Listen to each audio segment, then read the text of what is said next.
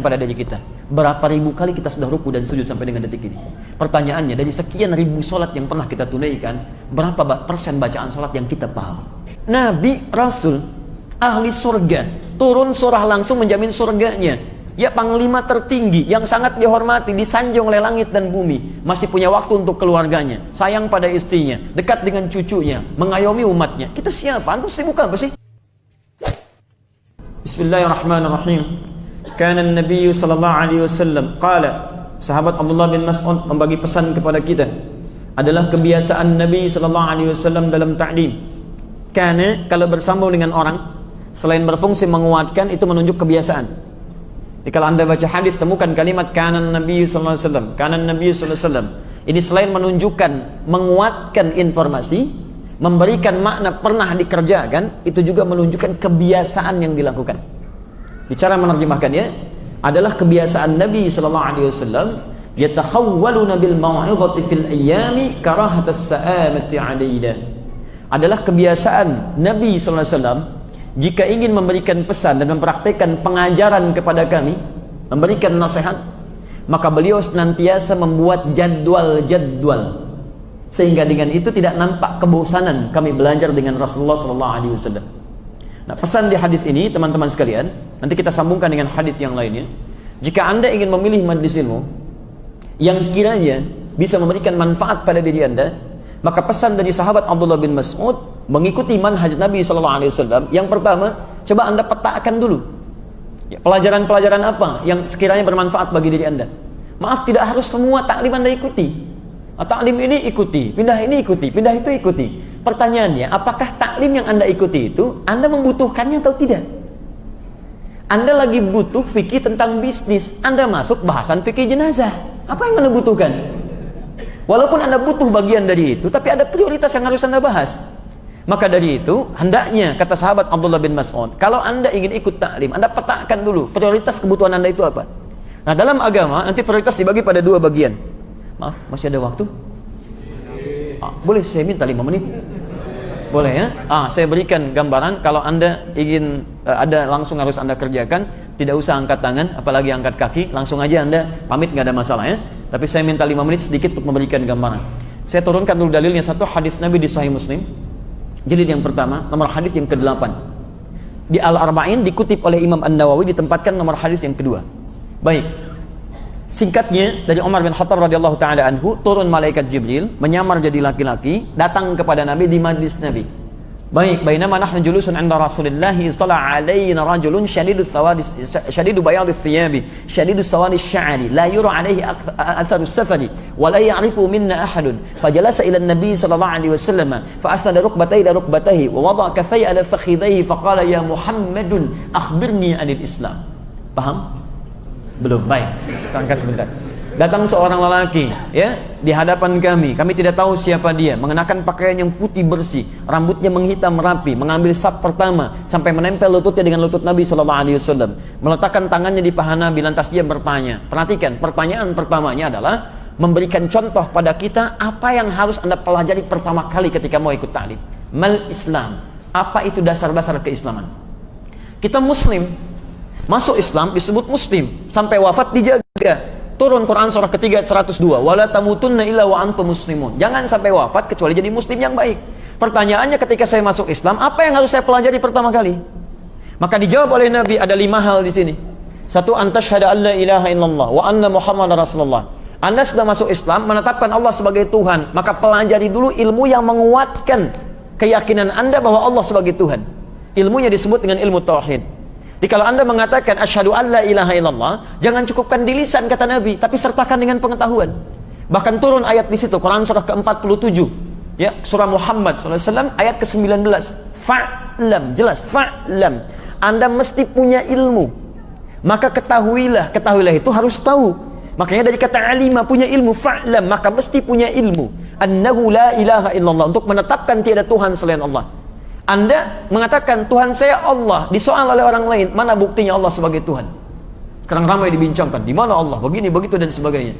Ya, ketika Anda disoal oleh orang lain, kalau tidak ada ilmunya bagaimana bisa menjawabnya? Karena itu tidak sedikit orang bersyahadat asyhadu an la ilaha illallah wa asyhadu anna Muhammadar Rasulullah. Supermi, oh ya. Dikasih supermi, pindah. kasih sarung pindah, kasih pakaian pindah, kasih uang pindah. Kenapa? Karena kalimat yang diucapkan di lisan tidak menghunjam ke dalam jiwa, ilmunya tidak ada. Ini poinnya. Di teman-teman, ketika Anda mengatakan Muslim, yang pertama, kuatkan pengetahuan dengan belajar tauhid. Satu. Kedua, kalau tauhid sudah kuat, kenal betul dengan Allah, tiba kecintaan kita kepada Allah, sehingga turun Quran surah ketiga ayat ke-31, paling kiri sebelah atas, Qul in kuntum tuhibbunallaha, katakan jika kalian cinta kepada Allah, fattabi'uni, ikuti Nabi, ikuti aku, kata Nabi. Maka bagaimana cara mengikuti Nabi? Diturunkanlah ujian lewat amalan-amalan fiqih. Salat, wa tuqimas salat, zakat, wa tu'tiyaz zakat, puasa, wa tasuma Ramadan, 5, wa tahujjal baita in istata'ta ilaihi sabila, haji dan umrahnya. Nah, yang keempat ini, salat, zakat, puasa, haji, turun sebagai pembuktian keimanan kita. Anda bersyahadat, buktikan syahadat lewat amal soleh.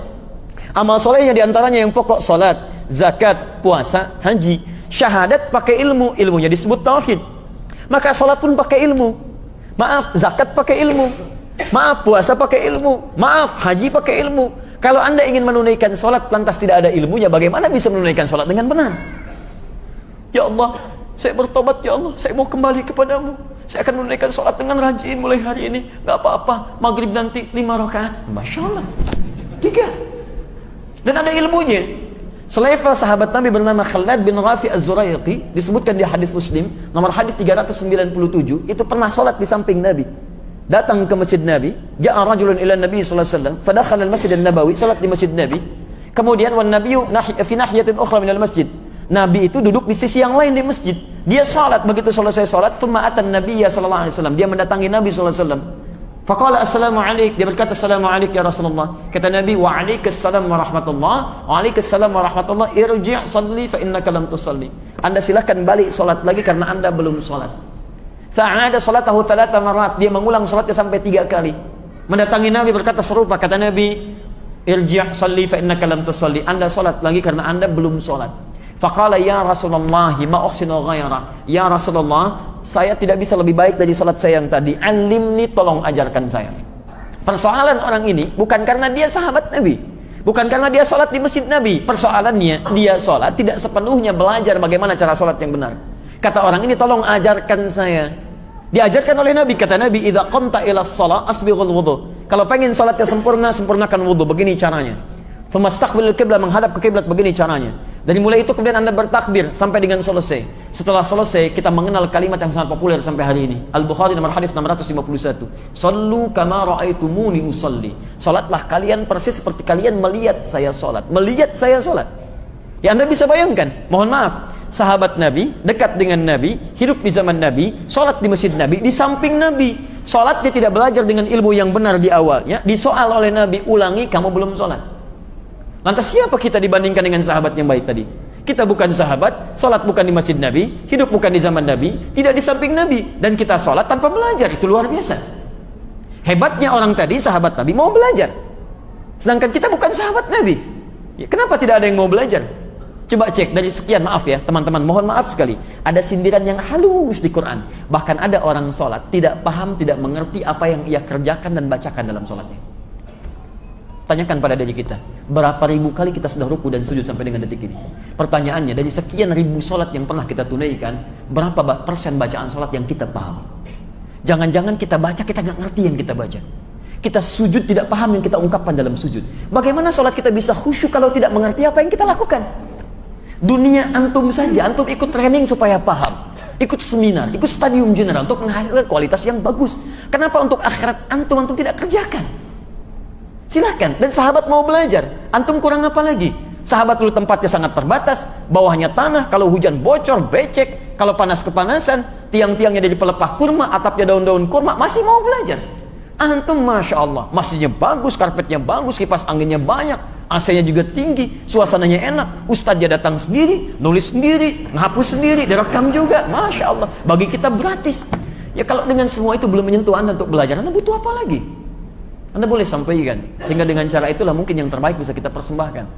Jadi teman-teman sekalian, coba kita ukur ya, ada banyak hal yang kadang-kadang kita itu sering terlampau cepat kaget, gampang kagum. Kaget, ada taklim kaget, berangkat ke situ. Kagum, butuh? Enggak.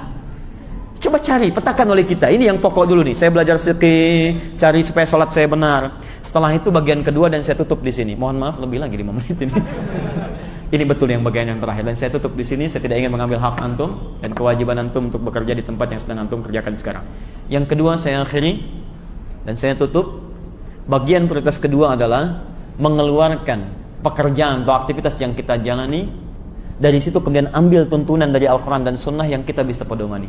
Kalau yang pertama tadi mencakup keseluruhan profesi, antum pengusaha tetap sholat, antum pilot tetap sholat, antum masinis tetap sholat. Jadi semua berlaku umum, 5 pokok tadi. Tapi yang kedua ini khusus. Jadi saya sarankan kalau antum misalnya profesinya apa? Akhwat, sudah berapa tahun jadi ibu?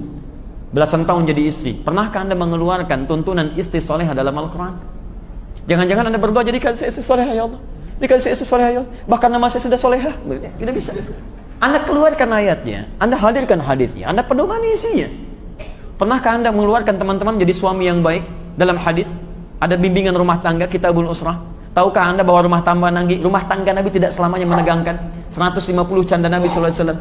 Pernahkah Anda dengar kita Nabi SAW datang ke rumahnya istri beliau Saudah binti Zam'ah radhiyallahu taala anha, mendapati adonan, tiba-tiba adonan itu diambil, dicolekkan di keningnya, sedangkan beliau sudah sepuh, bercanda bersama, tertawa berdua, Masya Allah.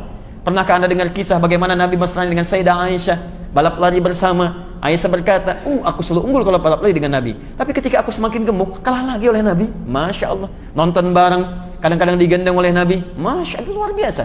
Berapa kali antum pernah gendong istri antum? Luar biasa. Bagaimana kehidupannya 150 canda Nabi SAW. Dengan cucunya Al-Hasan, Al-Husain, kadang diajak ke masjid, masih sempat jalan-jalan. Nabi, Rasul, ahli surga, turun surah langsung menjamin surganya. Ya, panglima tertinggi yang sangat dihormati, disanjung oleh langit dan bumi, masih punya waktu untuk keluarganya, sayang pada istrinya, dekat dengan cucunya, mengayomi umatnya. Kita siapa? Antum sibuk apa sih? Nabi bukan, Rasul bukan, sahabat bukan. Nggak ada ayat turun menjamin surga antum. Antum siapa? Berangkat gelap, pulang gelap, ketemu anak, nggak ngurus. Coba teman-teman, ya, jadi banyak hal yang kadang-kadang sederhana.